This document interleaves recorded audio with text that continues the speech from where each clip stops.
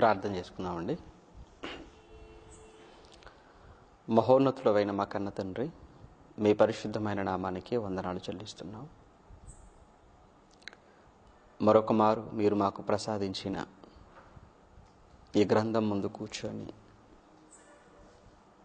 మా కొరకు వ్రాయించిన సంగతులను ధ్యానించడానికి సిద్ధపడుతుండగా మీ సహాయాన్ని మాకు అనుగ్రహించి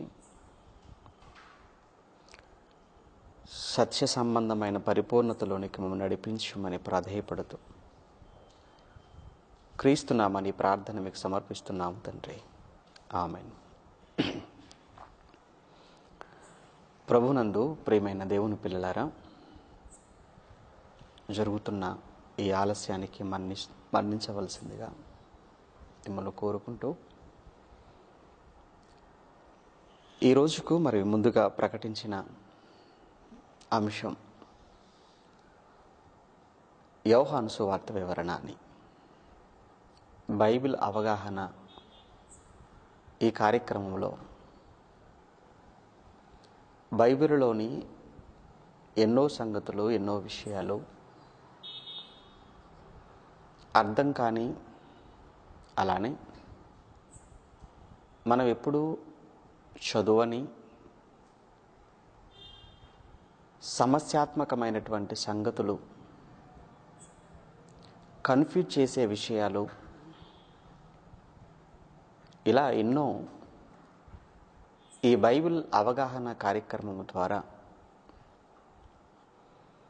ఈ లాక్డౌన్ సమయంలో ప్రతి వారం, అలానే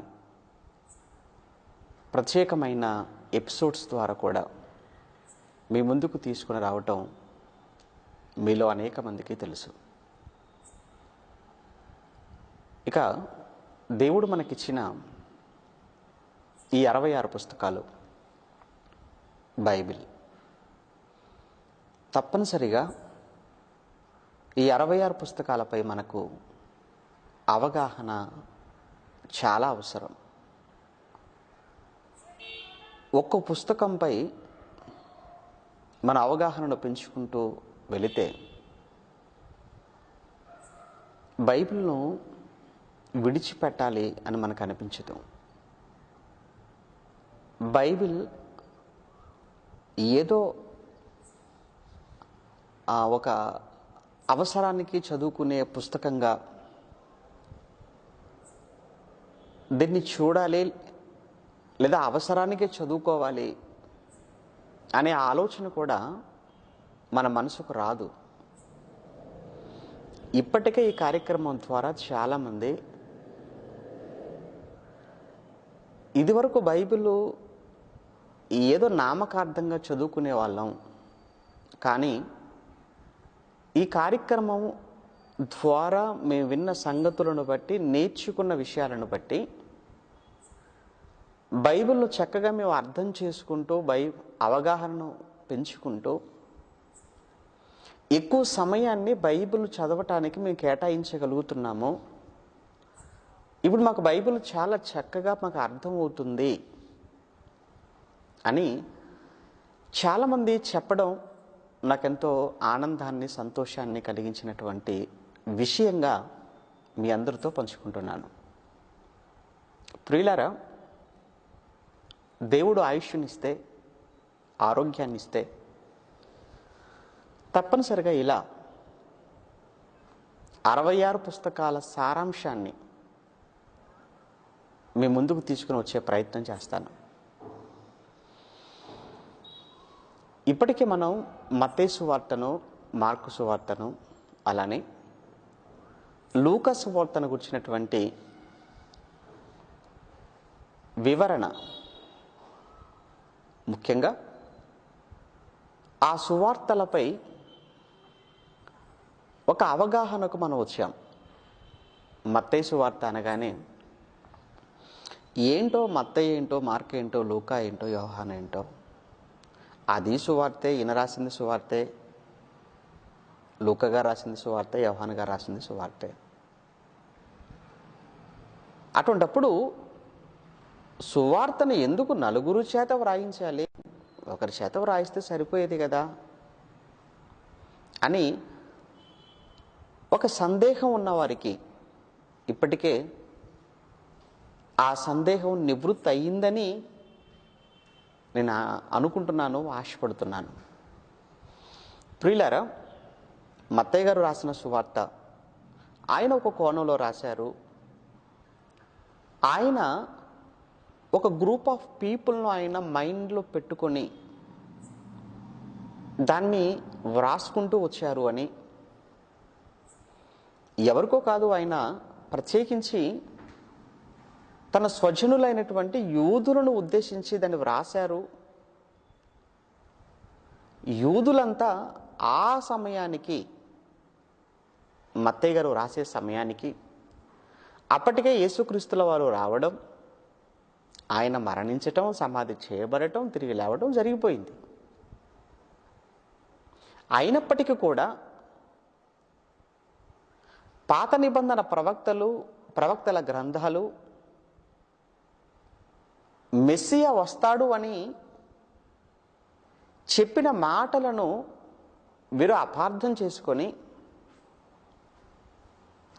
ఆ మెస్సియానే వచ్చిన యేసుక్రీస్తుని ఎరుగని వారుగా,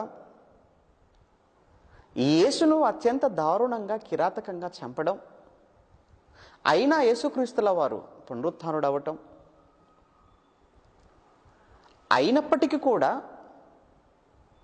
యేసును మెస్సియాగా, క్రీస్తుగా అంగీకరించని యూదా జనాంగానికి యేసే మెస్సియా అని లేదా యేసే క్రీస్తు అని వారిని ఒప్పించే ప్రయత్నమే మత్తయ్య గారు మత్తయి సువార్త ద్వారా చేశారు. అందుకే మత్తయ్య గారు అబ్రహాము గారి దగ్గర నుంచి ప్రారంభించారు. మత్తయ్య గారు దావీదు గారి పేరు చెప్పారు. వీరిద్దరి పేర్లు చెప్పడం వల్ల ఉద్దేశం ఏంటో అన్న విషయాన్ని నేను మీకు చెప్పి ఇక్కడ నేను టైం వేస్ట్ చేయదలుచుకోలేదు. కారణం, ఆల్రెడీ మత్తయి సువార్త నెట్లో ఉంది కనుక. ఇక మార్కు గారు, ఆయన యూదుడైనప్పటికీ కూడా ఆయన వ్రాసినటువంటి సువార్త మాత్రం యూదులను ఉద్దేశించి కాదు, కానీ రోమియులైన అన్ని జనులను ఉద్దేశించి వ్రాశారు. మత్తయ్య గారు అబ్రహాము దగ్గర నుంచి యేసు పుట్టుకను మాట్లాడితే, మార్కు గారి దగ్గరకు వచ్చేటప్పటికి మాత్రం ఆయన యేసు పుట్టుక, యేసు వంశావళిని గురించి ఎంత మాత్రము కూడా ఆయన టచ్ చేయకుండా యోహాను గారి దగ్గర నుంచి ప్రారంభించి, బాప్తిస్మ ఇచ్చే యోహాను గారి దగ్గర నుంచి యేసుక్రీస్తు దేవుని కుమారుడు, దేవుని కుమారుడై ఉండి ఆయన పరిచారం చేయటానికి వచ్చాడు, అందుకు సాక్ష్యంగా దేవుని కుమారుడు అనడానికి అనేకమైన అద్భుతాలు, మహత్కార్యాలు ఆయన చేశాడు అని ప్రత్యేకించి రోమియులైన అన్యజనులైన వారిని క్రీస్తు వైపుకు నడిపించటానికి మార్కు గారు చేసిన ప్రయత్నమే ఈ మార్కు సువార్త. ఇక లూకా సువార్త విషయానికి వచ్చేటప్పటికి గత వారం మనం మాట్లాడుకున్నాం. వైద్యుడైన లూకా గారు, ఆయన కూడా అన్యుడేనని, యూదుడు ఎంత మాత్రమో కాదు అని అతడు ఉపయోగించిన పదాలు లూకా సువార్తలో, గ్రంథ శైలి, అతని భాష, దీనంతటిని బట్టి అతను యూదుడు కాదు, అన్యుడు. అలానే అతను థెయోఫిలా, ఆయనకును అలానే అన్యజనులైన వారికిని, మరి ముఖ్యంగా అన్యజనులతో పాటు యూదులైన వారికిని కలిపి ఆయన లూకా సువార్తను రాశాడు. అందుకే సకల జనుల ఎదుట దేవుడు సిద్ధపరచిన రక్షణ అన్నటువంటి ఆ పదాలు మనం లూకా గారి ద్వారా లూకా సువార్తలో మొదటి అధ్యాయంలోనే మనం చదువుకుంటాం. మొదటి 2 అధ్యాయాలలో, క్షమించండి, 2వ అధ్యాయంలో మనం చదువుకుంటాం ఆ మాట. సుమియను నోట వచ్చినటువంటి మాటగా మనం చదువుకుంటాం కదా. యేసుప్రభుల వారిని సున్నతి కోసం దేవాలయాన్ని తీసుకుని వెళ్ళినప్పుడు ఆయన్ని ఎత్తుకొని మాట్లాడిన మాట అది, సకల జనుల ఎదుట సిద్ధపరిచిన రక్షణ. అలానే ఈ లూకా సువార్తను సంతోషకరమైన సువార్త లేదా సంతోష సువార్త అని కూడా అంటారు. లూకా 2:10 ప్రకారంగా, నేడు దావీదు పట్టణమందు రక్షకుడు మీ కొరకు పుట్టి ఉన్నాడు, ఆనందించండి, సంతోషించండి అన్న పదం అక్కడ దేవదూతల గొల్లలతో చెప్పటం అన్నది మనం చూస్తుంటాం. అలానే చివరిలో మనం 24వ అధ్యాయానికి వెళ్ళేటప్పటికి లూకా సువార్తలో మరల తిరిగి యేసుక్రీస్తుల పరలోకానికైన ఆరోహణమై వెళుతున్న సమయంలో శిష్యులతో మాట్లాడుతూ, ఇక ఆయన పరలోకానికి వెళ్ళిన తర్వాత ఆ శిష్యులు ఆనందముతో తిరిగి యెరూషలేమునకు వచ్చారు అన్న మాటతో లూకా సువార్త ముగుస్తుంది. అంటే ఒక ఆనందకరమైనటువంటి సంఘటనతో ప్రారంభమై యేసుక్రీస్తుల వారి జన్మ కోసం ఒక ఆనందముతో, ఒక సంతోషముతో లూకా సువార్త ముగియటాన్ని బట్టి ఈ లూకా సువార్తను సంతోష సువార్త, ఆనంద సువార్త అని కూడా చెప్తారు. ఇక లూకా గారు ఎంత గొప్పగా రాశాడో లూకా సువార్త, నిజంగా యేసుక్రీస్తుల వారి జీవితాన్ని ఎంతగానో తరచి, పరిశీలించి, వెతకి, పరిష్కారముగా ప్రతి సంగతిని కూడా చాలా సవివరంగా రాశాడో, మిగతా సువార్తికులు చెప్పని, మిగతా సువార్తలలో లేని ఎన్నో విషయాలు ఇందులో ఉన్నాయి అన్న విషయాన్ని కూడా మనం గత వారం మనం మాట్లాడుకున్నాం. అది కూడా మీకు నెట్లో ఉంది, లూకా సువార్త వివరణ అని. ఇక ఈరోజు మనం మాట్లాడుతున్న యోహాను సువార్త. ప్రియులారా, యోహాను సువార్త విషయంలో ముందు యోహాను గారు ఎవరు? యోహాను సువార్త అనగానే రచయిత ఎవరో మనకు చాలా సులువుగానే మనకు తెలిసిపోతుంది, అక్కడ యోహాను గారు కనబడుతున్నారు కనుక. అయితే అక్కడ ఉన్నటువంటి పేరును బట్టి ఇతను రాశాడు అని మనం నిర్ధారించుకోవడం అనేది చాలా సులువు కనబడుతుంది కనుక. కానీ పరిశోధన అనేది ఎలా ఉండాలి అని అంటే, ఇతనే వ్రాసి ఉంటాడు అనటానికి ఏంటండి సాక్ష్యం?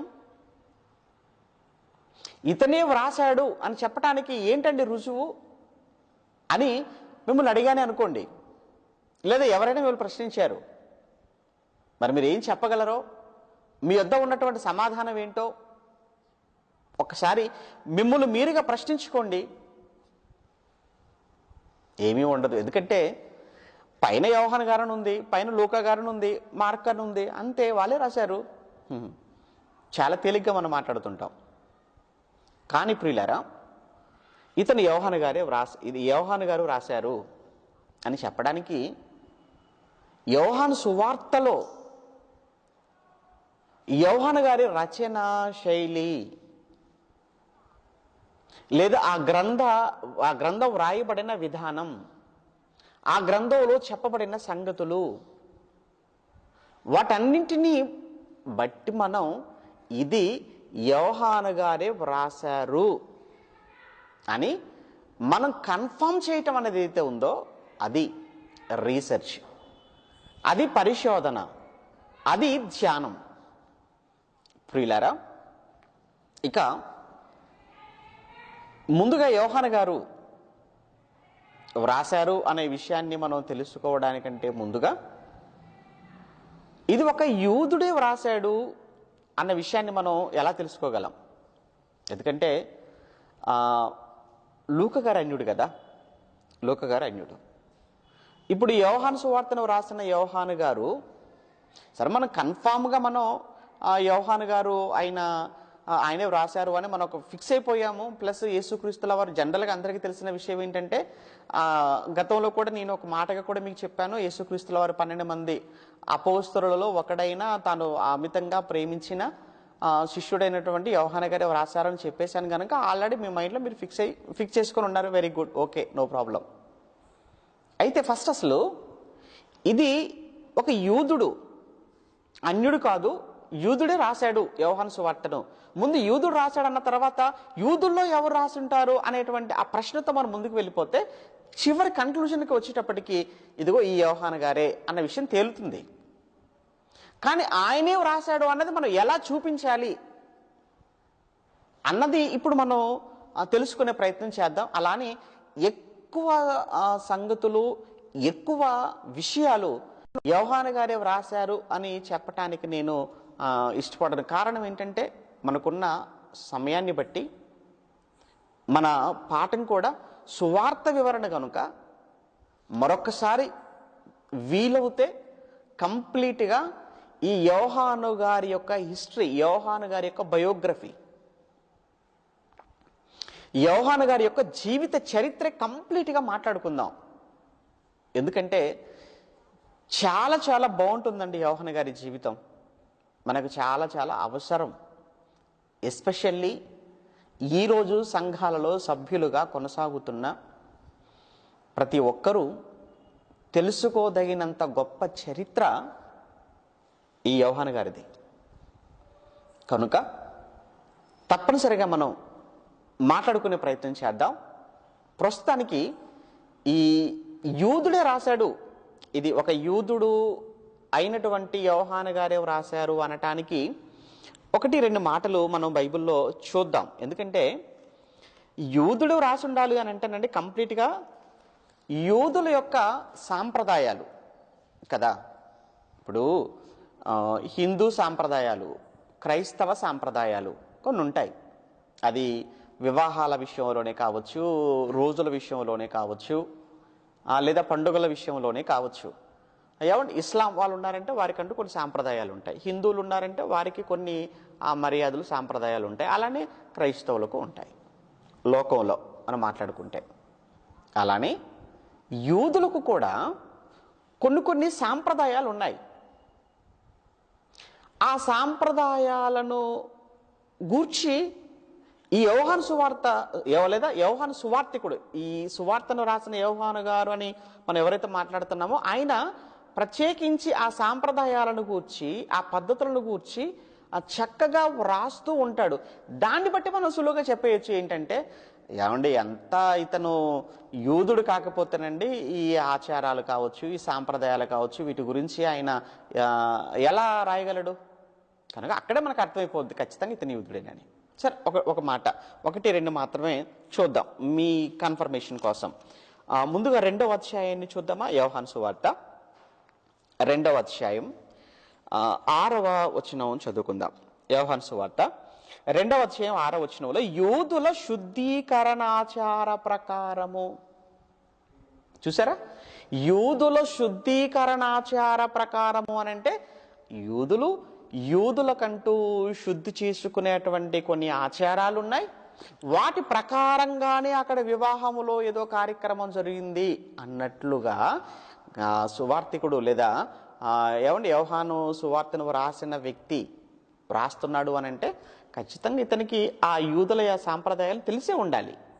తెలిసాయంటే ఖచ్చితంగా అతను యూదుడై ఉంటాడు. ఏమండి, ఇంకా కొన్ని విషయాలను చూద్దామా?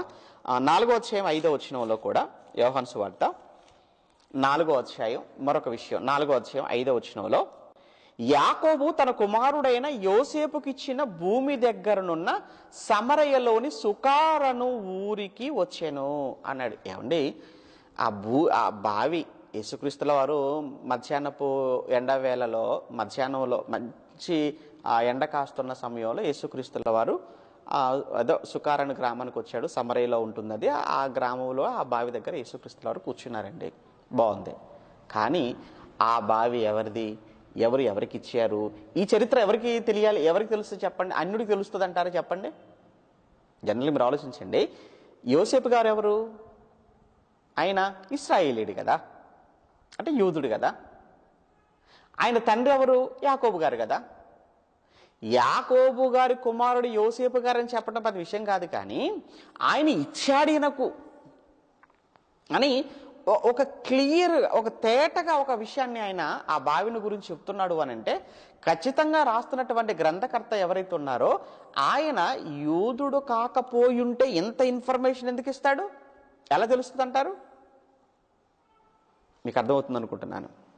ఓకే, మరొక మాట 25, అదే 4వ అధ్యాయం, అదే యోహాను సువార్త 4వ అధ్యాయం 25వ వచనంలో కూడా ఆ స్త్రీ ఆయనతో, సమరయ ఆ స్త్రీతోనే అక్కడే మాట్లాడుతున్న సందర్భం అండి. ఆ స్త్రీ ఆయనతో, క్రీస్తు అనబడిన మెస్సియా వచ్చునని నేను ఎరుగుదును. క్రీస్తు అనబడిన మెస్సియా వచ్చునని నేను ఎరుగుదును. ఆయన వచ్చినప్పుడు మాకు సమస్తమును తెలియజేయునని చెప్పగా అన్నాడు. అంటే మెస్సియా, క్రీస్తు అనబడిన మెస్సియా వస్తాడు. మెస్సియాను గూర్చినటువంటి సంగతి, మెస్సియాను గూర్చినటువంటి ఆ ఇన్ఫర్మేషన్.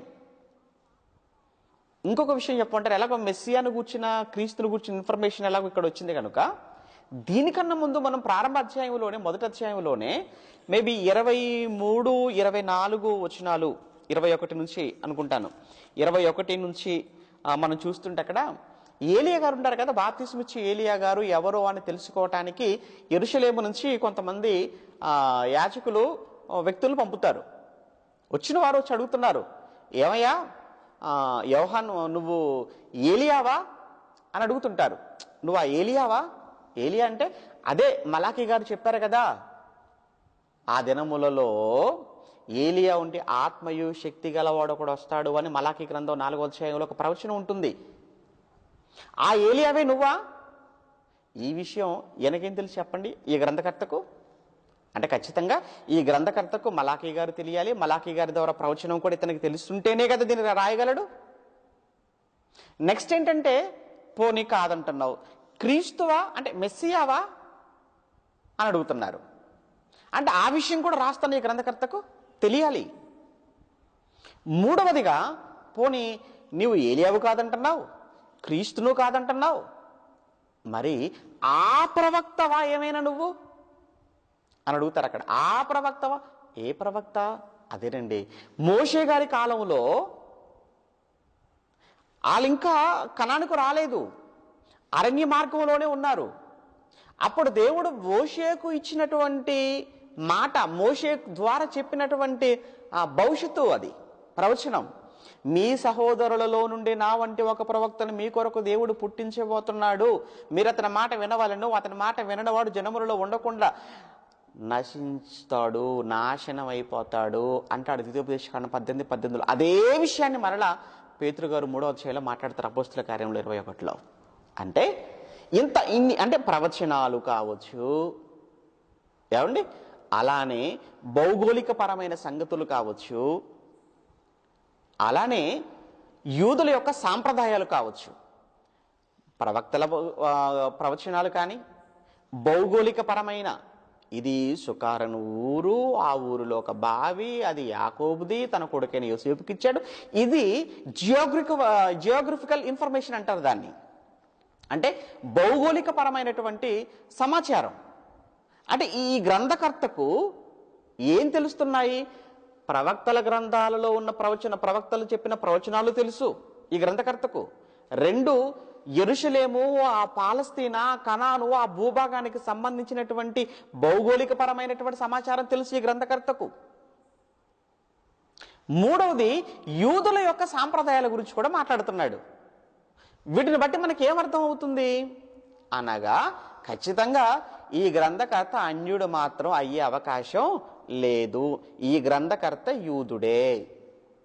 అమ్మయ్య, మొత్తానికైతే ఇప్పటివరకు మనం ఏం నేర్చుకున్నాము అని అంటే, ఈ యోహాను సువార్తను వ్రాసినటువంటి యోహాను గారు అన్యుడు కాదు, ఇతను ఖచ్చితంగా యూదుడే అని అర్థమైపోయింది. ఇంకా చాలా ఉన్నాయనుకోండి, అన్నీ ఇది ఎవరు రాశారో తెలుసుకోవడానికే మనం ఉన్న సమయం అంతా మాట్లాడుకుంటే ఏం రాశాడో అన్న సంగతి మనం ఎప్పుడు తెలుసుకోవాలి చెప్పండి మరి. కనుక ఇది యోహాను గారు రాశారు, యూదుడు అన్న విషయం ఓకే. రెండవది ఏంటంటే, ఇతను ఖచ్చితంగా ఇతను ఇంకోటి ఏంటంటే, ఇది రాసినటువంటి గ్రంథకర్త లూకా గారి ద్వారా సమాచారాన్ని సేకరించి రాశాడా? లూకా గారు అయితే ఇన్ఫర్మేషన్ అంతా కూడా సేకరించాడు, అందరి దగ్గరికి వెళ్ళాడు, అడిగాడు, తెలుసుకున్నాడు, అదంతా రాశాడు. రెండవది ఏంటంటే, ఆయనే ప్రత్యేకంగా చాలా ఏమంటారు అంటే, చరిత్రకారులు, పురావస్తు శాఖలో పనిచేసే వాళ్ళంతా కూడా త్రవ్వకాలు జరిపి, లేదంటే అక్కడ ఇన్ఫర్మేషన్, ఇక్కడ ఇన్ఫర్మేషన్, ఆ పుస్తకం, ఈ పుస్తకం, అవన్నీ వెతికి రాస్తుంటారు కదా. వాస్తవానికి లూకా గారు మాత్రం లూకా సువార్తను అలానే రాశారు. అంటే తవ్వకాలు జరిపారని కాదు, ఆయన ఎందుకంటే యేసుక్రీస్తుతో పాటు ఉన్నవాడు కాదు అని మనం మాట్లాడుకున్నాం. ఆయన ఖచ్చితంగా అపోస్తలులతోనూ అలానే ఆ రోజు యేసు కాలంలో ఉన్నటువంటి ప్రముఖులైన వారి దగ్గరకు వెళ్ళి వారిని అడిగి అవన్నీ కూడా చూసి, ఎందుకంటే అక్కడ ఒక పదాన్ని ఆయన ఉపయోగించాడు లూకాసు వార్తలో, తరచి నేను తెలుసుకున్నాను అన్న ఒక పదాన్ని బట్టి చాలా డీప్గా ఆయన పరిశీలించాడు, రీసెర్చ్ చేశాడు యేసుక్రీస్తుల వారి విషయంలో. యేసుక్రీస్తు కన్యకకు పుట్టింది అని చెప్పడానికి కూడా ఒక డాక్టర్గా ఆయన ఎటువంటి ఆయన స్టేట్మెంట్ ఇవ్వగలడు? అది 100% రైట్ అయితేనేగా ఒక డాక్టర్గా ఆయన ఇవ్వగలడు. కనుక దానికి మరలా ఎక్కడో ప్రవక్తల గ్రంథాలలో అంటే ఈయన కంప్లీట్గా లూకా గారు చాలా స్టడీ చేసి చాలా ఇన్ఫర్మేషన్ గ్యాదర్ చేసి ఆ లూకా సువార్తను రాశారు.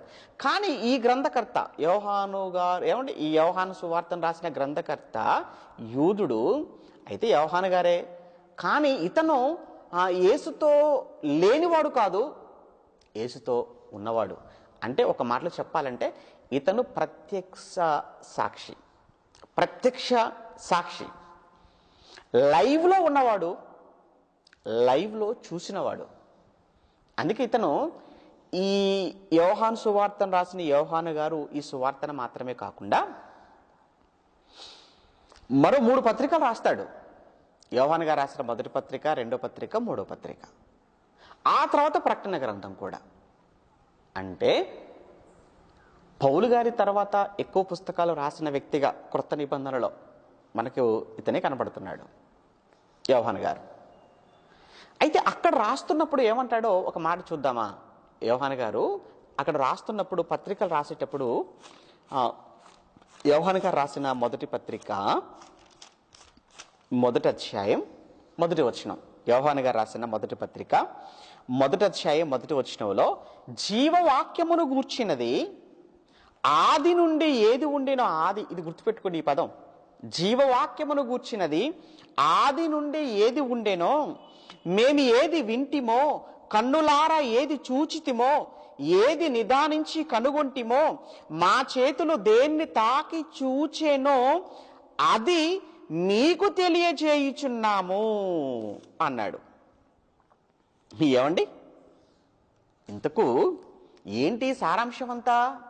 ఈ సారాంశం అంతా కూడా ఏంటంటే యోహాను గారు చెప్తున్న ఈ మాటలోని సారాంశం అంతా, మేము చెబుతున్న విషయం ఏదైతే ఉందో ఇది ఎవరో కళలో కనిపించి చెప్పిన విషయం కాదు, లేదా ఎవరో మా పెద్దలు చెప్పిన విషయం కాదు, లేదా ఏదో పుస్తకాల్లో చదువుకున్న విషయం కాదు. ఇది నేను మీకు రాస్తున్న ఈ విషయం, లేదా మేము ప్రకటిస్తున్న ఈ సువార్త ఏదైతే ఉందో ఇది కంప్లీట్గా మా కళ్ళతో చూసాం, మా చెవులతో విన్నాం, మా చేతులు తాకాయి.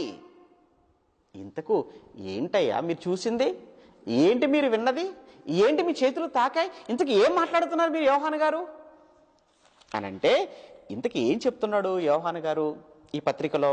2వ అధ్యాయం, యోహాను గారు రాసిన ఇదే మొదటి పత్రిక 2వ అధ్యాయం మీరు చూస్తే 22వ వచనం, ఏమండి 22వ వచనం లేదా 21 కూడా చదువుకుందాం, బాగుంటుంది.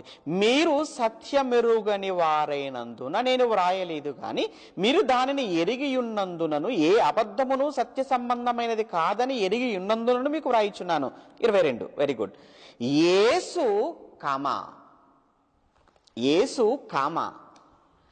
క్రీస్తు కాడని చెప్పువాడు తప్ప ఎవడు అబద్ధికుడు. మేము ప్రకటిస్తున్న యేసు, నేను వ్రాసినటువంటి యేసు, ఏ యేసు కోసం నేను రాశానో, ఏ యేసు కొరకు నేను మాట్లాడుతున్నానో, ఈ యేసును నేను కళ్ళారా చూశాను, ఈ యేసును మాటలు చెవులారా విన్నాను, ఈ యేసును నేను తాకాను.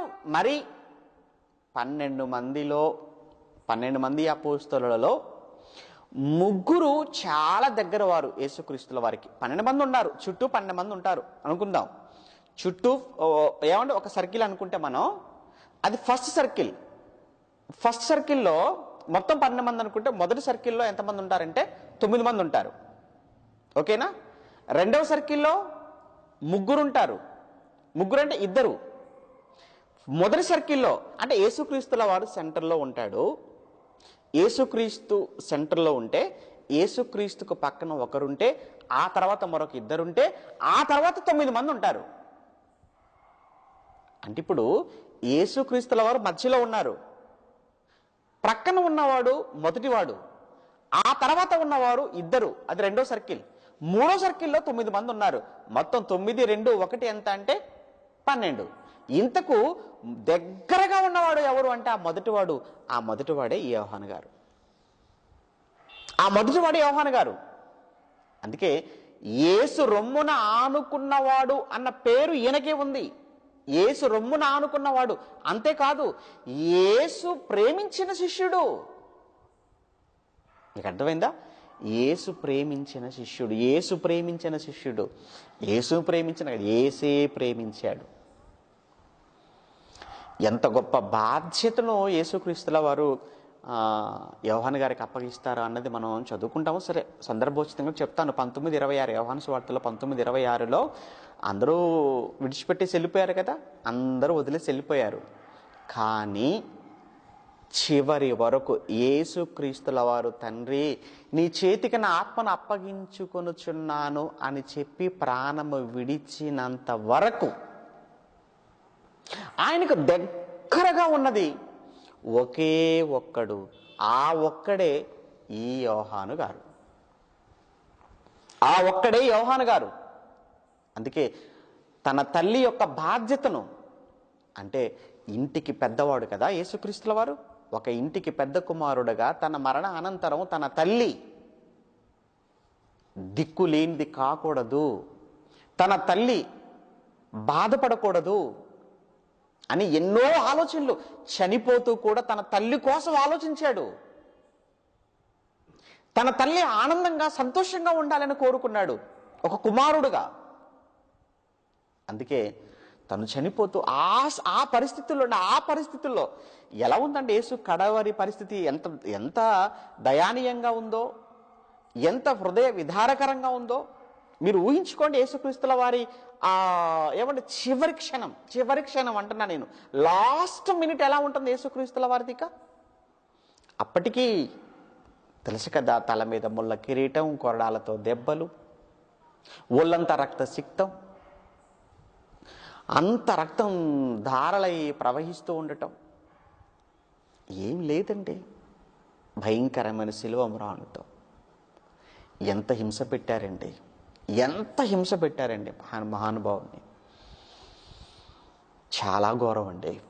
ఆ సమయంలోనండి తన కోసం కాదండి, ఎదురుగా ఉన్న తన తల్లి కోసం ఆలోచిస్తున్నాడండి. ఎంత మంచివాడండి, నిజంగా మంచి మనసు అండి.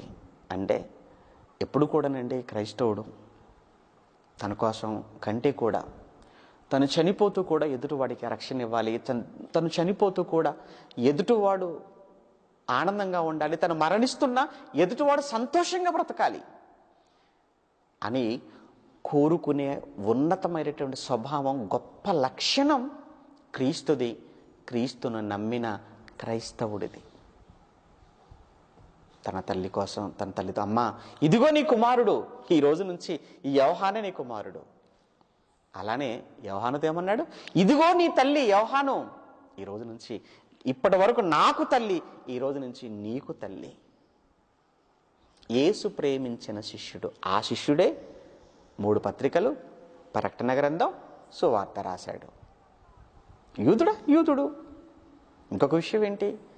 యేసు ప్రేమించినవాడు. అందుకే ఈ పదాలు మనం చూస్తుంటే, జీవవాక్యమును గూర్చి మేము ఏది వింటిమో, ఏది కన్నులారా చూచితిమో, ఏది మా చేతులు నిదానించి తాకినవు, అవే చెప్తున్నాం.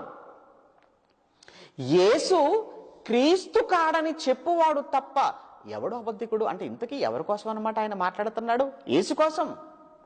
యేసే క్రీస్తని. ప్రియులారా, అంటే యోహాను గారు ఇది రాసే సమయానికండి పత్రికలు ఎస్పెషల్లీ పత్రికలు కానీ సువార్త కానీ రాసే సమయానికి ఆయన ఎఫెసులో ఉంటారు. ఎఫెసు సంఘానికి ఆయన కాపరిగా పంపబడతాడు. ఇంకొక విషయం ఏంటంటేనండి, వీళ్ళిద్దరు అన్నదమ్ములు. అంటే ఇంకా చెప్పవలసి వస్తుంది కనుక చెప్తున్నాను. వీళ్ళిద్దరూ అన్నదమ్ములు. ఎవరు? యాకోబు గారు, యోహాను గారు. 12 మంది శిష్యులలో ఒకే ఫ్యామిలీ నుంచి అండి ఇద్దరిద్దరు చొప్పున వచ్చిన వాళ్ళు 2 కుటుంబాలు, 2 ఫ్యామిలీస్ ఉంటాయి. ఒకటి పేతురు గారి ఫ్యామిలీ అయితే మరొకటేమో యోహాన్ గారి ఫ్యామిలీ. ఆ ఆంద్రయ పేతురు ఇద్దరు అన్నదమ్ములు అయితే ఇక్కడ యాకోబు గారు యోహాన్ గారు ఇద్దరు అన్నదమ్ములు. కానీ ముగ్గురు అని చెప్పాన యేసుకు బాగా దగ్గరగా ఉన్నవారు. ఆ ముగ్గురులో 2 వీళ్ళే ఉన్నారు, యాకోబు యోహాను. విచిత్రం ఏంటంటేనండి, వీళ్ళిద్దరిలో అందరికంటే ముందుగా చనిపోయింది యాకోబు గారు. అందరికంటే ముందుగా 12 మంది గురించి మాట్లాడుతున్నాను. 12 మందిలో 3 ప్రధానమైన వాళ్ళు కదా. ఆ 3 ప్రధానమైన వారిలో యాకోబు యోహాను ఇద్దరు అన్నదమ్ములు కదా. ఈ అన్నదమ్ములు ఇద్దరిలో ముందుగా చనిపోయింది ఎవరు అని అంటే తన సహోదరుడు. ఏమంటే యోహాను గారి సహోదరుడు యాకోబు. అపోస్తల కార్యం 12వ అధ్యాయంలో ఏమంటే ఖడ్గముతో చంపుతాడు కదా హేరోదు. తన సహోదరుడు ఖడ్గముతో చంపబడటం కళ్ళతో చూశాడు. కానీ ఎంత మాత్రము కూడా తన విశ్వాసాన్ని మాత్రం వదులుకోలేదు, క్రీస్తును విడిచిపెట్టలేదు. నా తమ్ముని చంపారు, ఇప్పుడు ఇంత దారుణంగా, ఇంత భయంకరంగా ఈ ఖడ్గముతో నరికి చంపారు. నెక్స్ట్ నా తమ్ముడు చంపిన వారు రేపు నన్ను చంపరా? అందులోని యేసుక్రీస్తుల వారికి చాలా దగ్గరగా ఉన్నవాడను. ఎందుకులే బ్రతికేద్దాం, ఎందుకులే వదిలేద్దాం, ఎందుకులే భార్య, ఎందుకులే పిల్లలున్నారు, తల్లిదండ్రులు ఉన్నారు అని మాత్రం అనుకోలేదండి యోహాను గారు. అలా అనుకోలేదు, వెళ్ళిపోయాడంతే. ముందుకు వెళ్ళిపోయాడు అలాంటి సేవలో. ఇవి రాసేటప్పటికీ ఎఫెసులో ఉన్నారు. విచిత్రం ఏంటంటే ముందుగా చనిపోయిన వాడు తన సహోదరుడు యాకోబు అయితే ఆఖరిలో చనిపోయిన వాడు ఈయన యోహాను గారు. అది విషయం. అపోస్తలులలో 12 మంది అపోస్తలులలో అందరికన్నా ముందుగా చనిపోయిన వాడు యాకోబు గారైతే ఈ యోహాను గారి సహోదరుడు, చివరిలో చనిపోయిన వాడు ఇతను. ఎఫెసు నుంచి ఆ తర్వాత పద్మాసు ద్వీపానికి తీసుకుని వెళ్ళిపోతారు, అక్కడ వేస్తారు రోమా అధికారులు. అక్కడ ఉంటూ పద్మాసు ద్వీపంలో రాశాడు ప్రకటన గ్రంథాన్ని. ఏమండి ఆ తర్వాత అతను చనిపోతారు.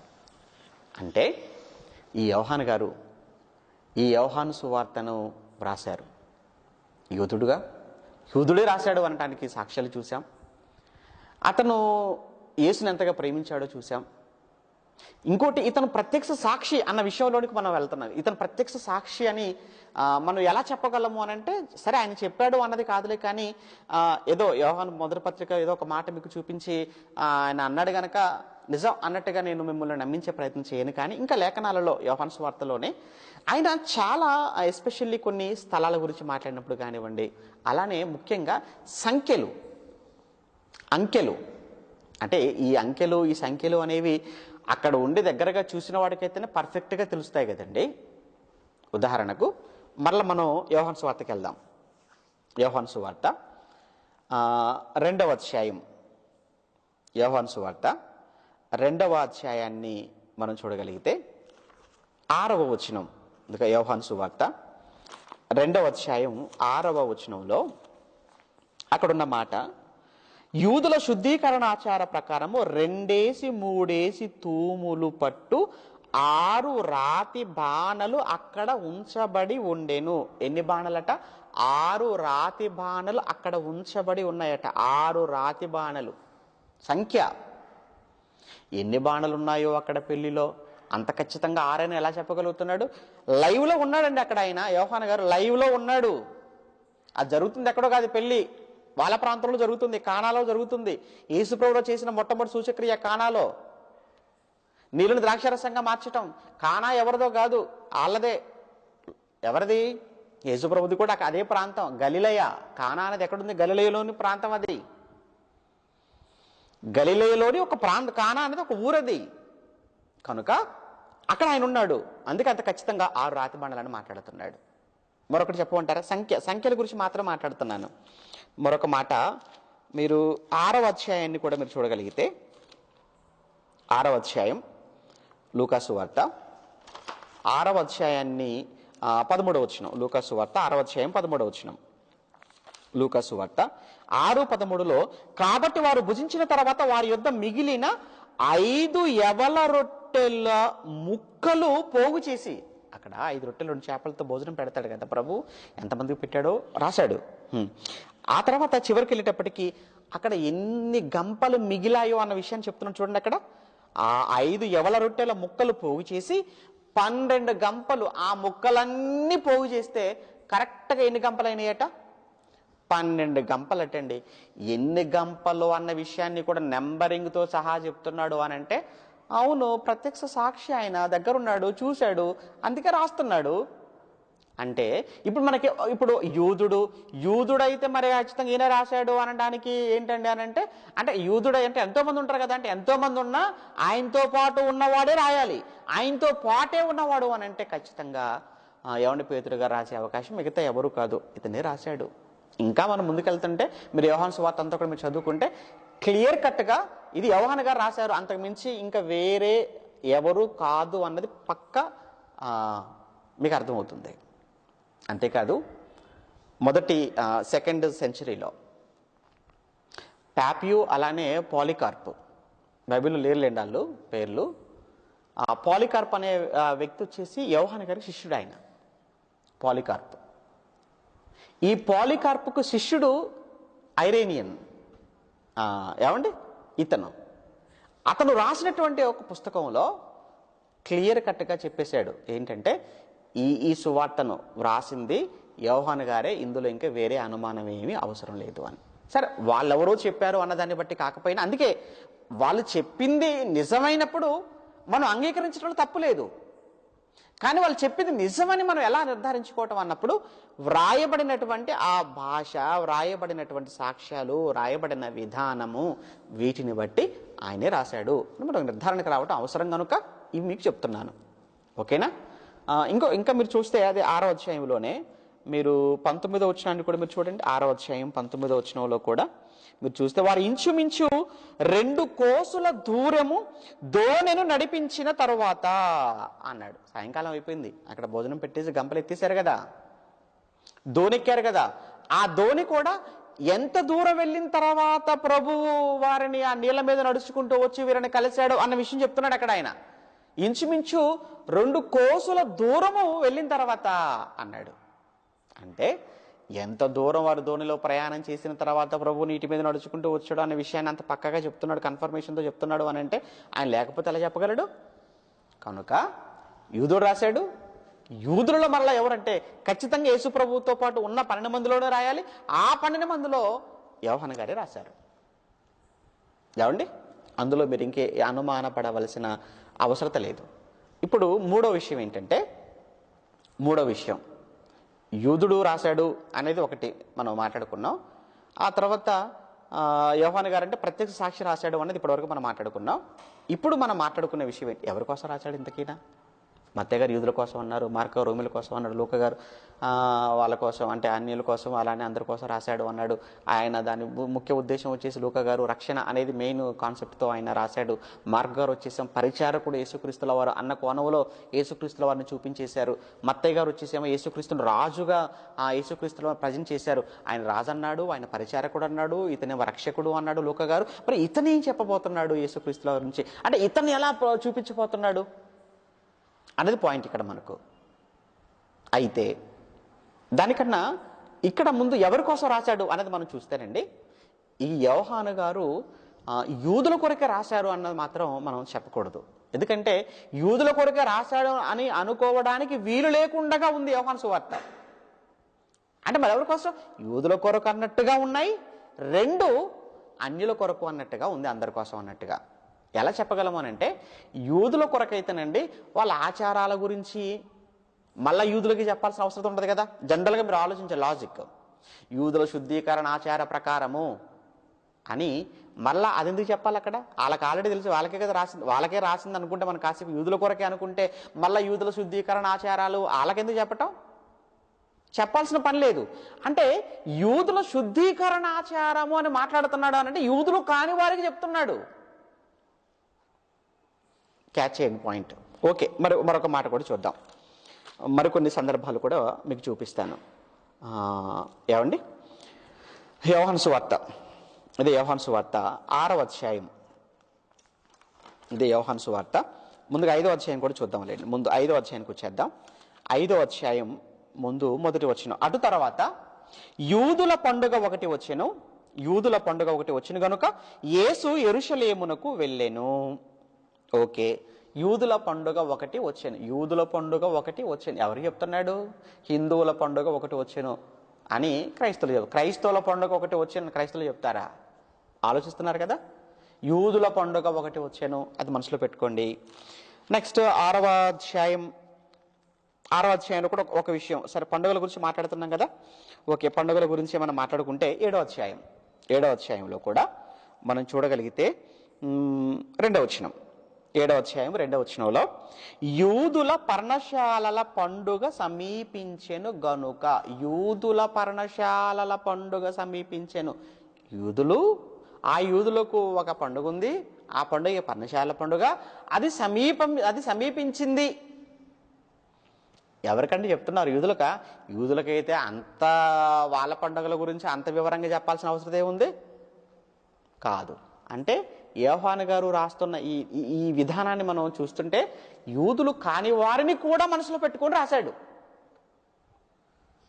ఓకేనా? రైట్, ఇంకా చూద్దాం. 11వ అధ్యాయం, అదే యోహాను సువార్త 11వ అధ్యాయం 55వ వచనాన్ని కూడా చూద్దాం. 55వ వచనం. మరియు యూదుల పస్కా పండుగ సమీపమై ఉండెను గనుక అనేకులు తమ్మును తాము శుద్ధి చేసుకొనుటకై పస్కా రాకమునుపే పల్లెటూళ్ళలో నుండి యెరూషలేమునకు వచ్చిరి. ఇది ఎవరు చెప్తున్నాడు? అంటే పస్కా పండుగకు ముందుగానే ఏమండి యూదులు వచ్చారట. వచ్చిన వారు తమ్మును తమ్ము శుద్ధి చేసుకొనుటకు అనేక ప్రాంతాల నుంచి యెరూషలేమునకు వచ్చారు అన్న విషయాన్ని యూదులకు చెప్తున్నట్టు ఏమంటే మీరు ఆలోచించండి. యూదుల కొరకు మాట్లాడుతున్నట్టుగా ఉందా? ఇది కాదు, ఎవరికో చెప్తున్నాడు, వేరే యూదులు కాని వారికి. ఇంకొక మాట, ఏమంటే ఇప్పుడు చెప్పిన ఈ 3 కాక ఇంకా కొంచెం ఈ 3వి చూసినా కానీ ఇంకా కొంచెం మీ మనసులో సందేహం అనేది ఇంకా అలానే మీకు ఉండిపోతే మరొక మాట కూడా చూద్దాం. 19వ అధ్యాయం యోహాను సువార్త 19వ అధ్యాయం 31వ వచనాన్ని కూడా చూద్దాం. యోహాను సువార్త 19వ అధ్యాయం 31. ఆ దినము సిద్ధపరచు దినము. ఏ దినము? యేసుక్రీస్తుల వారు చనిపోయిన దినం. అది శుక్రవారం. 3 అయిపోయింది కదా. 6 గంటల లోపు ఎక్కడికెక్కడ సమాధి కార్యక్రమం ముగిసిపోవాలి. ఎందుకంటే యూదులకు సాయంత్రం నుంచి సాయంత్రం వరకు ఒక రోజు కనుక శుక్రవారం చీకటి అయిపోతుంది అంటే దాని అర్థం ఏంటంటే విశ్రాంతి దినం అనేది ప్రవేశిస్తుంది. కనుక విశ్రాంతి దినాన్ని ఏ పని చేయకూడదు కదా. అందుకే ఏం చేయాలి? విశ్రాంతి దినం ప్రారంభమయ్యే లోపే యేసుక్రీస్తుల వారిని సమాధి చేసేసేయాలి. అది విషయం, అది సందర్భం ఇక్కడ. రైట్. 31. ఆ దినము సిద్ధపరచు దినము మరుసటి విశ్రాంతి దినము మహాదినము గనుక ఆ దేహములు విశ్రాంతి దినమున శిలువ మీద ఉండకుండానట్లు. ఈ విషయాన్నంతా ఎవరికి? యూదులకైతే చెప్పవలసిన పని లేదు కదా. ఒకవేళ ఈ సువార్త యూదుల కొరకే అయితే విశ్రాంతి దినాల గురించి వాళ్ళకి చెప్పాలంటే పాటించే వాళ్ళకు ఆ రూల్స్, ఆ కండిషన్స్ ఎలా ఉంటాయి వాళ్ళకి తెలియదా? తెలుసు. అంటే ఎందుకు ఈ విషయాలను ఆయన ప్రస్తావిస్తున్నాడు అనంటే కేవలం యూదుల కొరకు మాత్రమే కాదు, యూదుల కొరకును అన్యజనుల కొరకును అందరి కొరకును యోహాను గారు ఈ సువార్తను రాస్తున్నారు అన్నది నిజం. ఓకే కదా. రైట్. ఇంతవరకు ఇది 3వ విషయంగా మనం పక్కన పెట్టేస్తే ఇక 4వ విషయం ఏంటంటే ప్రాముఖ్యమైన విషయం.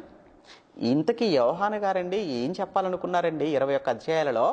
అర్థం కాదు కానీ 21 అధ్యాయాలు రాశారు, బాగానే ఉంది. రాసిన 21 అధ్యాయాలు అంటే ఆయన కాన్సెప్ట్ ఏంటి, అసలు ఏం చెప్పాలనుకున్నాడు ఆయన ఈ సమాజానికి? అంటే యేసుని ఎలా ప్రజెంట్ చేద్దాం అనుకున్నాడు, యేసుని ఎలా చూపిద్దాం అనుకున్నాడు తన సువార్త ద్వారా అనగా, అంటే ఒక్కొక్కరు కాన్సెప్ట్ కదా చెప్పాను కదా. మత్తయి గారు ఒకటి, మార్కు గారు ఒకటి, లూకా గారు ఒకటి. మరి యోహాను గారు ఏంటి? యోహాను గారికి కూడా ఉంది. ఇంతకీ యోహాను గారు ఎలా ప్రజెంట్ చేద్దాం ఏమంటే యోహాను గారు ఎలా చూపిస్తున్నారు యేసుక్రీస్తుని అంటారా? యోహాను గారు యేసుక్రీస్తుల వారిని దేవునిగా, దేవుని కుమారుడిగా ప్రజెంట్ చేస్తున్నాడు, దైవ కుమారుడిగా. ఇంకా ఎంత గొప్ప విషయం అంటేనండి, నిజంగా 3 సువార్తలు అన్నీ ఉన్నాయి, అన్ని ముఖ్యమైనవే ఆయా యాంగిల్స్లో. కానీ యోహాను సువార్త ఇది చాలా డిఫరెంట్గా ఉంటుందండి మనకు. ఒక విషయం ఇక్కడ మీరు ఆలోచించండి. మత్తయ్య గారు వచ్చేసి కాస్త లేట్ అవుతున్నా కొంచెం ఇబ్బంది పడకండి ప్లీజ్. మత్తయ్య గారు ఉన్నారు. మత్తయ్య గారు వచ్చేసి మనకు మత్తయి సువార్తను ఆయన అబ్రహాము గారి దగ్గర నుంచి ప్రారంభించారు. బాగుంది, అబ్రహాము గారి దగ్గర నుంచి ప్రారంభిస్తారు. అంటే యేసుక్రీస్తు జన్మ ఎక్కడి నుంచి? అబ్రహాము నుంచి దావీదు, దావీదు నుంచి యోసేపు, అలా యేసుక్రీస్తు తండ్రిగా పిలువబడ్డాడు కనుక, ఎంచబడ్డాడు కనుక ఆయన పేరు చెప్పాల్సి వచ్చేసింది యోసేపు గారిది. రైట్. అంటే అబ్రహాము, దావీదు, యేసుక్రీస్తు అక్కడతో ఆగిపోయాడు ఎవరు? మత్తయ్య గారు. కారణం ఏంటంటే ఎస్పెషల్లీ యూదులను నమ్మించాలని, యూదుల కొరకు రాస్తున్నాడు కనుక అంతటితో ఆగిపోయాడు. కానీ లూకా గారు మాత్రం అబ్రహాము, దావీదు కాదు, ఆయన ఎక్కడికి వెళ్ళాడో తెలుసా? ఆదాము దగ్గరికి వెళ్ళాడు. మీకు తెలుసు కదా, లూకా సువార్త 3వ అధ్యాయంలో వంశావళి గురించి మాట్లాడుతూ లాస్ట్లో కేయినా ఎనోషు, ఎనోషు షేతుకు, షేతు ఆదాముకు, ఆదాము దేవునికి కుమారుడు అంటాడు. అంటే ఎక్కడికి తీసుకెళ్ళాడనమాట లూకా గారు? ఆదాము. ఎందుకంటే అబ్రహాం కొడుకు అయితే అన్ని జనుల గురించి చెప్తారు, అబ్రహాం కొడుకు అయితే మాకేంటండి అంటారు మరి అన్ని జనులు. దావీదు కుమారుడు అని చెప్పారు అనుకో, దావీదు కుమారుడు అయితే మావాడు కాదు కదా అంటారు అన్ని జనులు. ఇప్పటికే మనల్ని ఎన్ని ప్రశ్నలు వేసేసి ఏమండి ఎన్ని మాటలని ఎంత ఆటంకపరుస్తున్నారో మనం చూస్తున్నాం మన ప్రాంతాలలో. ఏమండి యేసు ప్రభు ఏమండి ఈ దేశపు దేవుడు కాదు అని, ఆయన విదేశీ దేవుడని, ఇది ఎడారి మతం అని నోటుకు వచ్చినట్లుగా మాట్లాడుతున్నారు కదండి. వీళ్ళంతా కూడా ఏంటంటే బైబిల్పై అసలు క్రైస్తవులకే అవగాహన లేదని మాట్లాడుతున్నాం. వాళ్ళకి అవగాహన ఉందా బైబిల్ మీద? మీరు చెప్పండి. మన కార్యక్రమం పేరే అవగాహన అని పెట్టాం, బైబిల్పై అవగాహన అని. అంటే ఇప్పుడే మన వాళ్ళకు బైబిల్ మీద అవగాహనను పెంచే ప్రయత్నం మనం చేస్తున్నాం. బైబిల్ నిజమని, యేసు దేవుని కుమారుడు అని, ఆయనే రక్షకుడు అని, ఆయన ద్వారా తప్ప ఇక పరలోకానికి వెళ్ళే మార్గం మరొకటి లేదు అని ఆయన యొద్దకు వచ్చిన వారికే ఇప్పుడు బైబిల్ మీద అవగాహన మనం పెంచే ప్రయత్నం చేస్తుంటే, అసలు యేసును ద్వేషించే, బైబిల్ ద్వేషించే వాళ్ళకి బైబిల్ మీద అవగాహన ఉంటుందని మీరు అనుకుంటున్నారో చెప్పండి. ఇక అంటే ఖచ్చితంగా మనం చెప్పొచ్చు ఏంటంటే వాళ్ళకి అసలు బైబిల్ ఏమీ రాదు, బైబిల్ ఏమీ తెలియదు. ముమ్మాటికి తెలుసు కదా, తెలుసు అంటే ఏం తెలుసు? అక్షరాలు తెలుసు అంతే. పిల్లలకైనా కానీ బైబిల్ అప్పచెప్పమంటే చెప్పేస్తారు వాళ్ళు, పుస్తకాలతో సహా, వచనాలతో సహా. కానీ నీకేం అర్థమైందంటే ఏం అర్థం కాలేదు. వాళ్ళ పరిస్థితి కూడా అంతే. రెఫరెన్స్లు చెప్పేసి, అధ్యాయాలు చెప్పి, వచనాలు చెప్పేసరికి ఆడికి బైబిల్ వాకి తెలుసు అని మీరు అనుకుంటే మేమేం చేయలేము దానికి. ఏమండి లూకా గారు ఎక్కడి నుంచి ప్రారంభిస్తాడు? ఆయన ఆదాము దగ్గర నుంచి ప్రారంభించాడు ఆయన.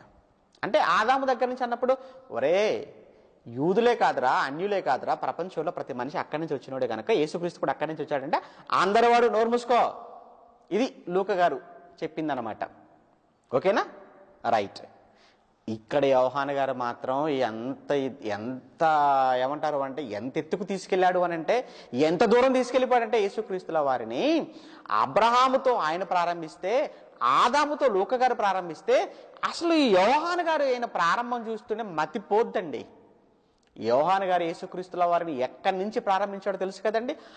ఆది యందు వాక్యముండెను, వాక్యము దేవుని యొద్ద ఉండెను, వాక్యము దేవుడై ఉండెను. ఎక్కడట? ఆది నుంచి. ఎక్కడట? దేవుని యొద్దట. అంటే ఎక్కడ? పరలోకములో. ఇంకెవరు మాట్లాడతారో మాట్లాడండి ఇక. అంటే యేసుక్రీస్తు ఇక్కడి వాడు కాదు, అక్కడ పైనుంచి వచ్చినవాడు ఆయన, పైనుంచి. అందుకే యోహాను గారు ఉపయోగిస్తారు పరలోకము 3:13 యోహాను సువార్త, పరలోకము నుండి దిగి వచ్చిన వాడు తప్ప పరలోకమునకు ఎక్కిపోయిన వాడు ఎవడును. పరలోకము నుండి దిగి వచ్చాడు, పరలోకమును దిగి వచ్చాడు. ఎవరి కోసం? నీ కోసమే. నీ కోసం వచ్చాడు ఆయన పరలోకం నుంచి. ఆయనకి పని పాట లేక కాదు. ఆయన పరలోకంలో దేవునితో సమానమైన వాడుగా దేవుడు ప్రక్కన కూర్చుండి ఆనందంగా ఉండవలసిన ఆయన ఎందుకండి రావాలి ఈ లోకానికి? ఎందుకండి ఎక్కడో బెత్లెహేములో చిన్ని గ్రామములో పుట్టిన తర్వాత పశువుల తొట్టిలో ఎందుకు పరుండబెట్టబడాలి? ఉమ్మి వేస్తే ఎందుకు తుడుచుకొని పోవాలి? పిడుగుతురు గుద్దితే ఎందుకు భరించాలి? ముళ్ళ కిరీటం పెడితే ఎందుకు మౌనంగా ఉండాలి? కొరడాలతో కొడుతున్నా ఎందుకు సైలెంట్గా ఉన్నాడు చెప్పండి ఆయన? ఎన్ని నిందలండి ఆ రోజు. ఇప్పటికీ ఆ రోజు ప్రత్యక్షంగా ఉండే భరించాడు, ఈ రోజు కూడా భరిస్తున్నాడు. ఆయనకు అప్పుడు ఏమండి, శరీరంతో ఉన్నప్పుడు అంత సహనాన్ని చూపించిన ఆయన ఆత్మగా ఈరోజు చూపించట్లేదా పరలోకంలో? కాబట్టే బ్రతుకుతున్నావు, కాబట్టే బ్రతుకుతున్నాం మనమంతా కూడా. ఆ సంగతి మర్చిపోకూడదు. అక్కడ ఉన్నాడండి ఆయన పరలోకంలో. ఎలా ఉన్నాడు? దేవుడుగా ఉన్నాడు. ఉన్న ఆయన ఎలా వచ్చాడు? శరీరం ధరించుకోవాల్సి వచ్చింది. అదే యోహాను సువార్తలోనికి ప్రవేశిస్తున్నాం. అంటే వాక్యముగా దేవునిగా ఉన్న ఆయన ఈ లోకానికి, పరలోకము నుంచి ఈ భూమి మీదకు రావడానికి యేసుక్రీస్తుల వారు శరీరాన్ని ధరించుకోవాల్సి వచ్చింది. శరీరాన్ని ధరించుకున్న తర్వాత నుంచి లెక్కలు కట్టి మీ యేసుప్రభు 2000 సంవత్సరాలే అయింది, 2000 సంవత్సరాల క్రితం మీ యేసుప్రభు ఎక్కడున్నాడు అని మాట్లాడుతున్నారు కదా. మూర్ఖ శిఖామణులు కొంతమంది మాట్లాడుతున్నారులేండి. ఏమండి, ఆయన శరీరాన్ని ధరించుకొని వచ్చి 2000 బ్రదర్, ఆయన శరీరాన్ని ధరించుకుని వచ్చి కేవలం 2000 ఇయర్స్ శరీరాన్ని ధరించుకుని రాక ముందు కూడా ఉన్నాడు. ఎక్కడ?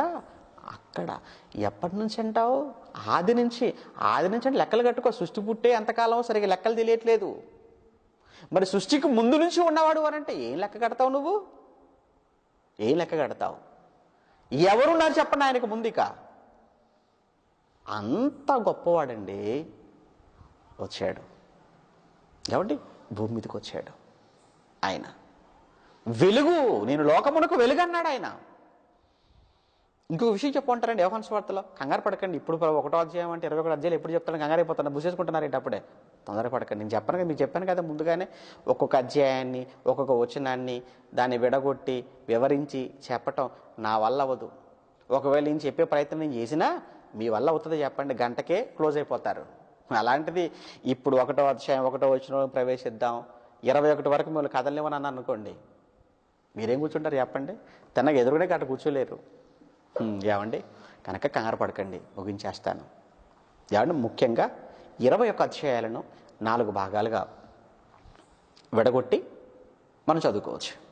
అయితే ఈ యోహాను సువార్త యొక్క ముఖ్య ఉద్దేశం చెప్పాను కదా, యేసులోని దైవత్వాన్ని, యేసుక్రీస్తు దేవుడు, దేవుని కుమారుడు, దైవత్వం కలిగిన వాడు అని చూపించాలి, ప్రజెంట్ చేయాలి అన్నది యోహాను గారి యొక్క తాపత్రయం అండి, యోహాను సువార్త అంతా కూడా.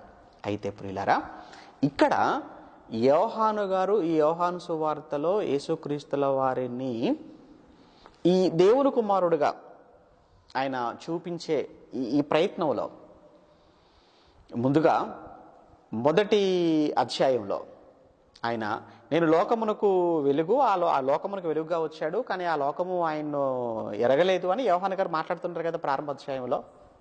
అయితే ప్రియులారా, ఇక్కడ యేసుక్రీస్తుల వారు బాగా మీరు గమనించండి, ఈ యోహాను సువార్త అంతట్లో 21 అధ్యాయాలలో కూడానండి యేసుక్రీస్తుల వారు నేనే అని ఆయన ఉపయోగించిన పదాలు ఉంటాయి.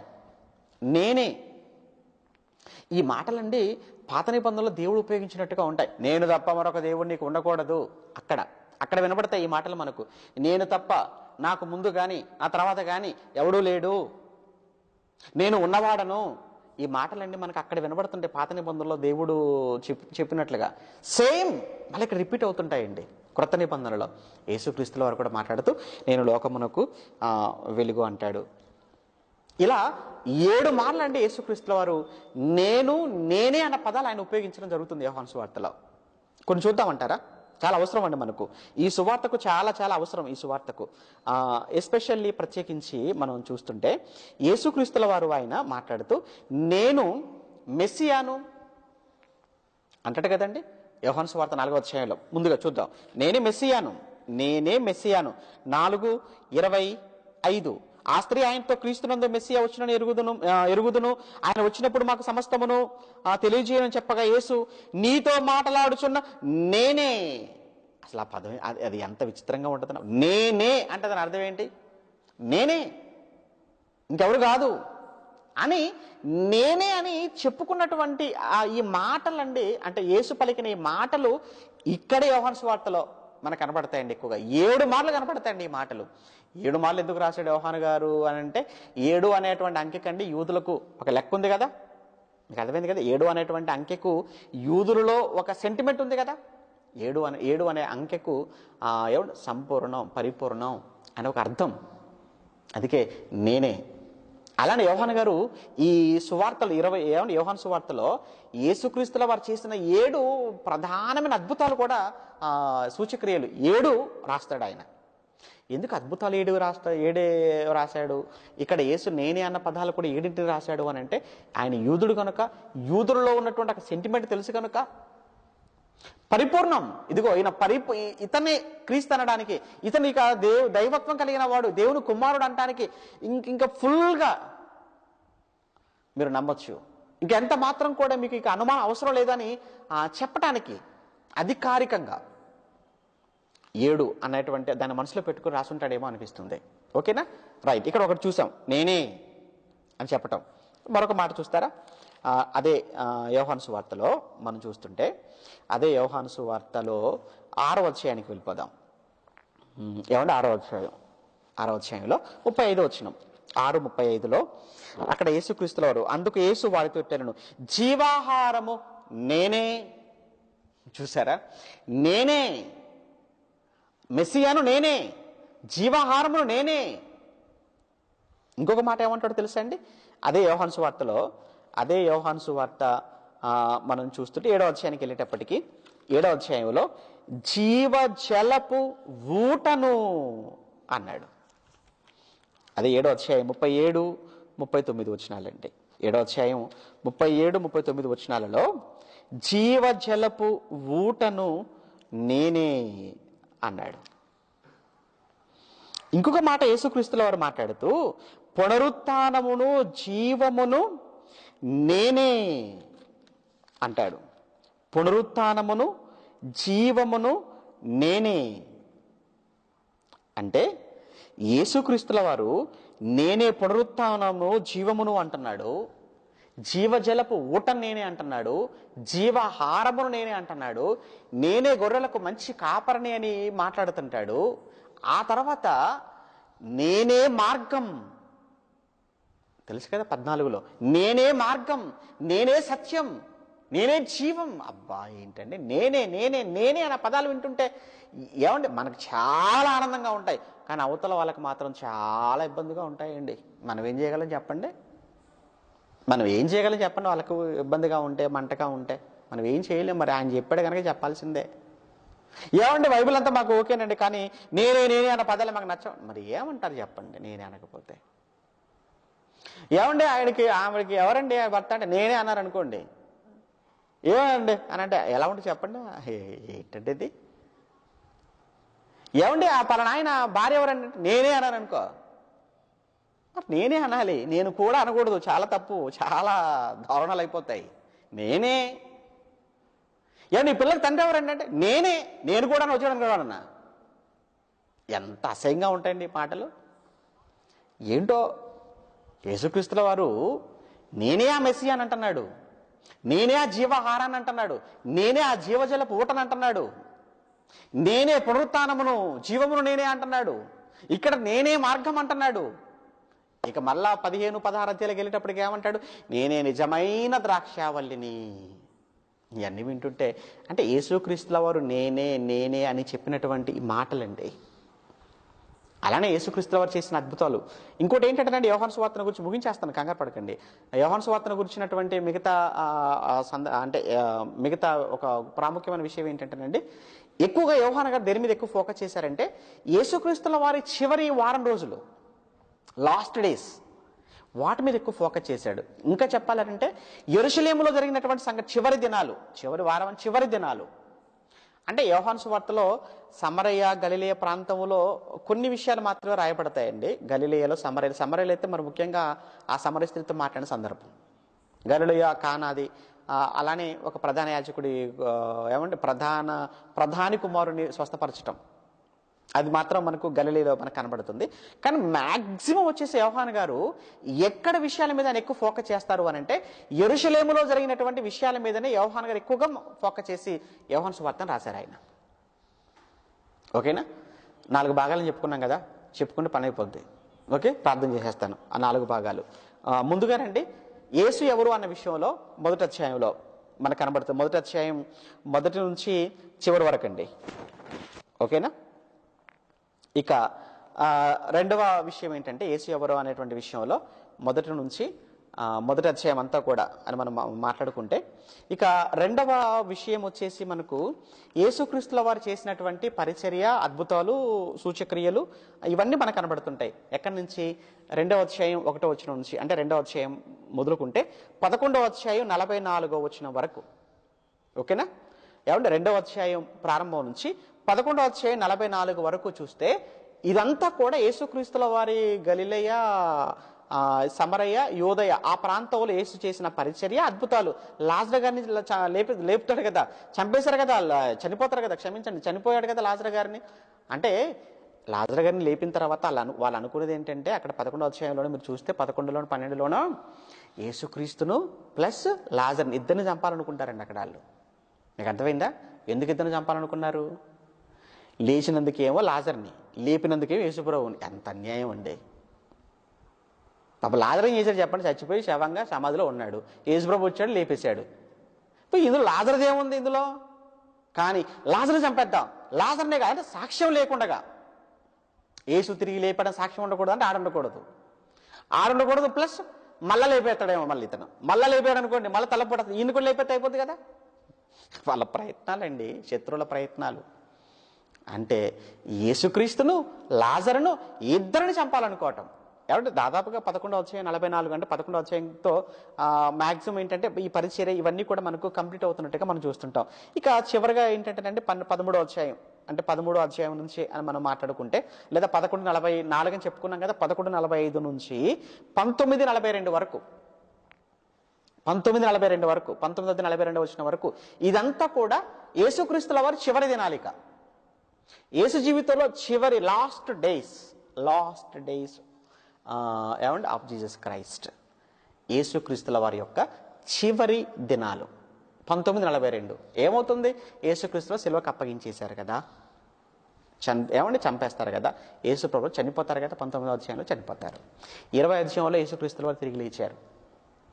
20వ అధ్యాయంలో యేసుక్రీస్తుల వారు లేవడం అంటే అది 3వ భాగం అనుకోండి. మొదటి భాగం ఏంటంటే యేసుక్రీస్తు ఎవరు అన్న విషయాన్ని మొదటి అధ్యాయం అనుకుంటే, 2వ భాగం ఏమనుకున్నాం మనం? 2వ అధ్యాయం నుంచి 11వ అధ్యాయం 44 వరకు యేసు చేసిన అద్భుతాలు, పరిచర్యను గురించినటువంటిది ఇది. ఇక 3వది ఏమనుకున్న 11:45 నుంచి 19వ అధ్యాయం చివరి వరకు ఏంటంటే 3వది యేసుక్రీస్తుల వారి యొక్క ఏమంటారు చివరి దినాలు. అందులోనే యేసుక్రీస్తుల వారి యొక్క మరణ సమాధి ఇవన్నీ కూడా మనకు కనబడతాయి. ఓకేనా? 20వ అధ్యాయంలో యేసుక్రీస్తుల వారు తిరిగి లేవడం, అదే కదండి. 20వ అధ్యాయంలో యేసుక్రీస్తుల వారు తిరిగి లేచినటువంటి సందర్భం అంతా 20వ అధ్యాయంలో మనకు కనబడుతుంది. అలానే ఇక 21వ అధ్యాయానికి వచ్చేటప్పటికి 21వ అధ్యాయం ఎక్కువగా పేతురు గారిది. ఏమండి, పేతురు గారు యోహాను గారిని గురించి యేసుక్రీస్తుల వారిని ప్రశ్నించడం అనేది 21వ అధ్యాయంలో కనబడుతుంది. కంప్లీట్గా ఓవరాల్గానండి. ముగించే ముందు ఓవరాల్గా ఈ మాట వినాలి మీరు, లేకపోతే మీకు మళ్ళీ యోహాను సువార్త మీకు ఎంత చెప్పినా కానీ మీకు అర్థం కాదు. చివరి మాటగా ఏంటంటే, యోహాను గారు మీరు దేవుని కుమారుడు యేసుక్రీస్తుల వారిని నమ్మటమే మీ ఉద్దేశం అన్నట్టుగా మరి ఉపేంద్ర గారు చెప్పారు కదా, మీరు చెప్పారు, ఎందుకు మరి రెఫరెన్స్ చూపించలే కదా అని మళ్ళీ మీరు అనుకోకుండా ఒక మాటగా యోహాను గారి సాక్ష్యాన్ని చూద్దాం. నాది కాదు, యోహాను గారి సాక్ష్యం 20వ అధ్యాయం యోహాను సువార్త 20వ అధ్యాయం ఏమండి 30-31 వచనాలు. యోహాను సువార్త 20వ అధ్యాయం 30-31. మరియు అనేకమైన ఇతర సూచక్రియలను యేసు తన శిష్యుల ఎదుట చేసెను. అయితే అవి ఈ గ్రంథమందు వ్రాయబడి ఉండలేదు, కానీ యేసు దేవుని కుమారుడైన క్రీస్తు అని మీరు నమ్మునట్లును, యేసు దేవుని కుమారుడైన క్రీస్తు అని మీరు నమ్మునట్లును, నమ్మి ఆయన నామమునందు జీవము పొందునట్లు ఇవి వ్రాయబడెను అన్నాడు. అంటే నా ప్రయాసంతా కూడా ఏంటంటే యేసు దేవుని కుమారుడని నమ్మటమేనండి. అందుకే ఆయన ఆది యందు వాక్యముగా ఉన్నాడు, వాక్యముగా దేవుని యొద్ద ఉన్నాడు, వాక్యముగా ఉండి దేవుడై ఉన్నాడు అని ప్రారంభించాను.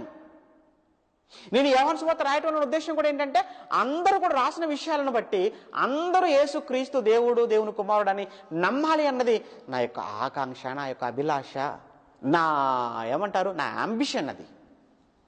అయితే మరి ఇంతకు రీచ్ అయ్యాడు అయినా అది అది ఫైనల్. ఇంతకు యోహాను గారు ఆయన అనుకున్న లక్ష్యాన్ని చేరుకున్నాడు. ఆయన ఆశ ఫలించింది, ఆయన కోరిక తీరిందా? తీరిందండి. ఎవరి రూపంలో తీరిందో చెప్పమంటారా? తోమగారి రూపంలో తీరిందండి. తోమగారు రూపంలో తీరటం ఏంటి?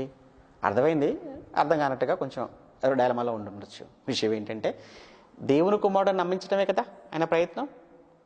అయితే తోమగారు యేసుప్రభువు తిరిగి లేచాడు కదా, లేచాడు. లేచిన తర్వాత నమ్మాడా? నమ్మలే. అందరూ నమ్మారండి, ఆయనే నమ్మలేదండి మహానుభావుడు తోమగారు. ఆయన ఏమన్నాడు తెలుసా? నేను నీ గాయాలను తాకితే, ఏమండి నీ నీ వేళ్ళల్లో లేదా నీ గాయాలను వేలు పెట్టి తాకి చూస్తేనే తప్ప నేను నమ్మను మహాప్రభు అన్నాడు. రా అన్నాడు. చూశాడు. చూసిన తర్వాత ఒప్పుకున్నాడు. ఆయన ఒప్పుకోవడం కావాలి మనకి. ఇప్పుడు ఆయన ఒప్పుకున్నాడా? ఒప్పుకున్నాడండి. అక్కడే 20 అధ్యాయం. అందుకే కిందనే చెప్పాడు ఆ మాట. అమ్మయ్య నేను ఎందుకు రాశానంటే ఇందుకోసం అన్నాడు కదా. ఇప్పుడు ఎక్కడ 30-31 ఆ పైనే ఉందండి ఆయన కోరిక.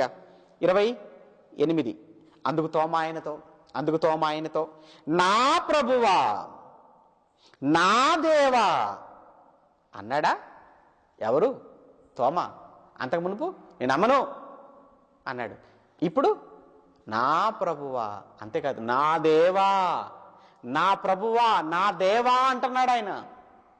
అంటే అవిశ్వాసంతో అపనమ్మకముతో ఉన్న అపోస్తలులో ఒకరైన తోమ చివరికి యేసుక్రీస్తును దేవా, దేవుడా, దేవుని కుమారుడా అని ఒప్పుకున్నాడు అనంటే